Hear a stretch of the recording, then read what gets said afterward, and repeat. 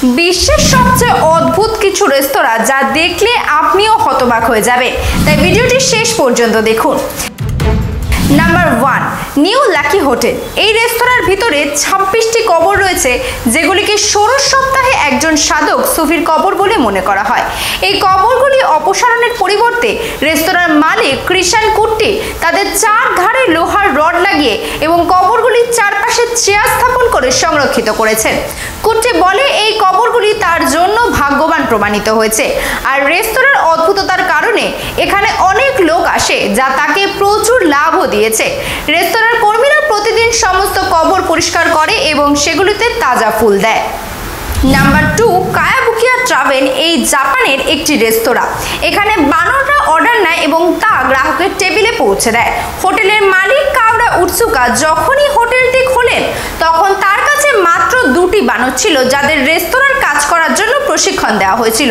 প্রথম বানরটির বয়স ছিল 12 বছর এবং তার নাম ছিল ইয়াচিন, আর তার কাজ হলো গ্রাহকদের থেকে অর্ডার নেওয়া এবং তার টেবিলে পৌঁছে দেওয়া। আর ভিতরে থাকা অন্য বানরটি হলো 4 বছরের, এটি শিশু বানর, নাম হচ্ছে ফুকুচান। তার কাজ হলো গ্রাহকরা হাত ধোয়ার পর তাদের তোয়ালে দেওয়া।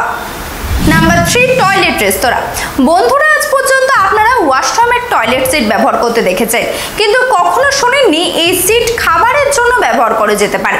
চীনে এমন একটি রেস্তোরাঁ আছে যেখানে টেবিল বা চেয়ার নয়, বরং টয়লেট সিটে বসে খেতে হয়। শুধু তাই নয়, এখানে সিটে থালা, বাসন ও জল অবধি পরিবেশন করা হয়। Number 4, sky lodge hotel. পেরুর পবিত্র উপত্যকায় নির্মিত এই স্কাই লজ হোটেলটি বিশ্বের সবচেয়ে বিপজ্জনক হোটেলগুলির মধ্যে একটি। এটি মাটি থেকে প্রায় 400 ফুট উঁচু পাহাড়ের গায়ে স্বচ্ছ ক্যাপসুল সুইট হিসেবে তৈরি। সেখানে পৌঁছাতে হয় জিপ লাইনের মাধ্যমে। এখান থেকে পবিত্র উপত্যকার দৃষ্টিনন্দন দৃশ্য দেখা যায়। ক্যাপসুল সুইটগুলিতে আছে 4টি বিছানা, একটি বাথরুম, একটি ডাইনিং রুম। এই হোটেলের একদিনের ভাড়া প্রায় 20,000 টাকা।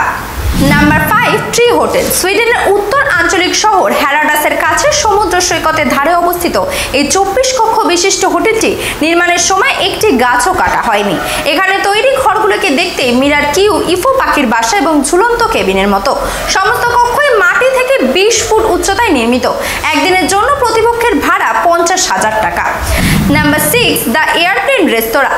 কোলোরাডোতে অবস্থিত এই রেস্তোরাঁটি বিমানের ভিতরে তৈরি। এটি ছিল বোয়িং KC-97, যা 1953 সালে নির্মিত হয়। 2002 সালের মে মাসে এটিকে পুরোপুরি রেস্তোরাঁয় রূপান্তরিত করা হয়। বিমানের ভিতরের আসন সরিয়ে সেখানে টেবিলে বসানো হয়, যেখানে এখন 42 জন বসে খেতে পারে। এই রেস্তোরাঁটির সৌন্দর্য ও সুস্বাদু খাবারের জন্য খুবই জনপ্রিয়।